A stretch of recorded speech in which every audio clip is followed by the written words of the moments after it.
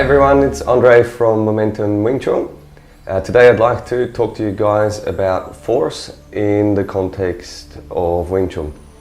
So the physical definition of force is actually force equals mass multiplied by acceleration. So in a nutshell, what that means is the heavier the object and the faster that it is traveling, the more it's going to hurt on impact. So now in the context of martial arts and fighting, mass is something that we all are inherently born with. So some people are going to be heavier than others just because that's how God created them, I guess. But we also have an element of control over how much of our mass we can actually use and direct the mass into the impact, because it's important to take into account that force is a vector, and the key about the nature of a vector is that it actually has a direction, hence also the arrows above these two symbols here. So it's important that the mass is actually going where we want to impact.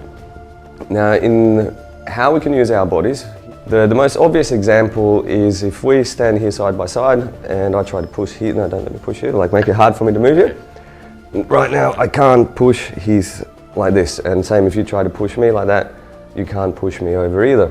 Whereas if I stand like this now and you do a straight push, it becomes much easier for you to move my body. Same for me if you stand like this. Now because I've got the alignment, it's very easy for me to push you over. Whereas before when we were pushing sideways, that didn't work. And the simple explanation is, pushing like this right now, I've only got this element of mass going into the direction of the push, which for argument's sake might be a kilo or two, who knows? Versus when I'm standing like this, pushing in this direction, I actually can get, in my case, my full 65 kilos behind the push, so that's why it makes it much stronger. Same as if we wanted to push a car, you're not going to stand next to the car and try and push it like that. You get your whole body behind it and use your body to generate force in the direction we want to move. So that's really sort of a simple explanation of how mass works, but the other one is again here, this focus. I just wanted to quickly show the diagram. So when we're practicing Silum Tao, standing like this, moving towards the center line, essentially what we're doing is we're learning how to generate and to channel and focus and direct all our body mass into the point that we're trying to strike at. So that would be sort of the side-on view. It's a bit like a magnifying glass capturing the light from behind and then funneling it all into a focal point. And the same if you took a diagram from above. So this is supposed to be the head, the shoulders and the arm. So it'd be kind of as if you're looking at me from the top here.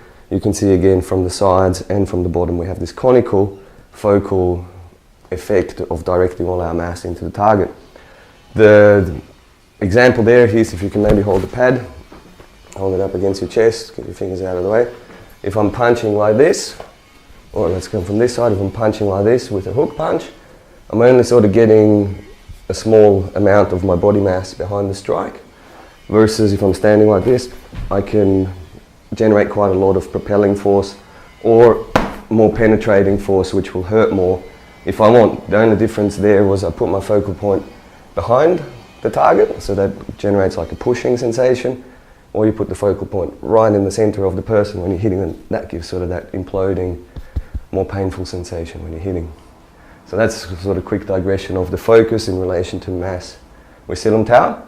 Now the way we accelerate is really just through relaxation.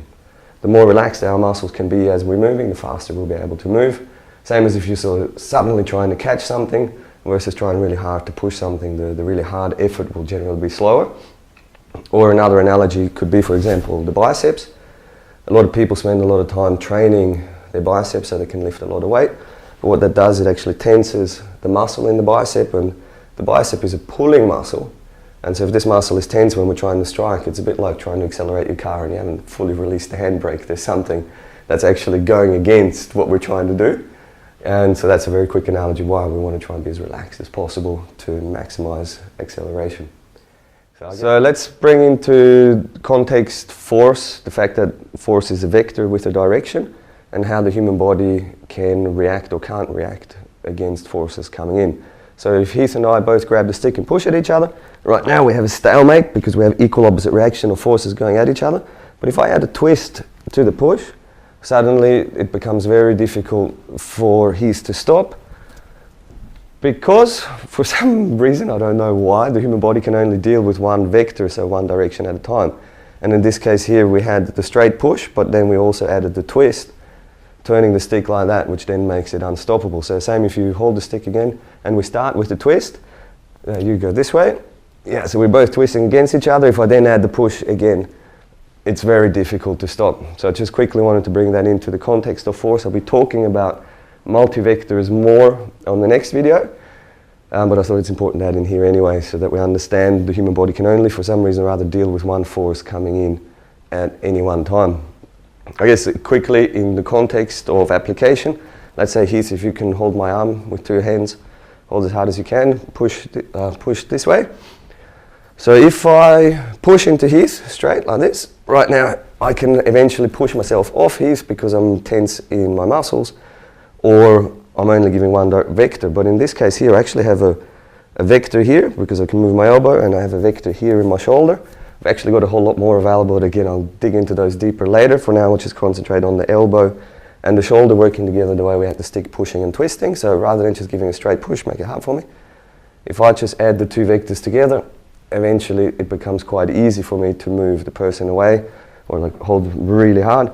So here I'm pushing into him as hard as I can. It doesn't work. If I just bring it into my body and relax, it actually becomes quite easy to move the person away. Same as it was quite easy for me to push you away once I added the twist into the stick.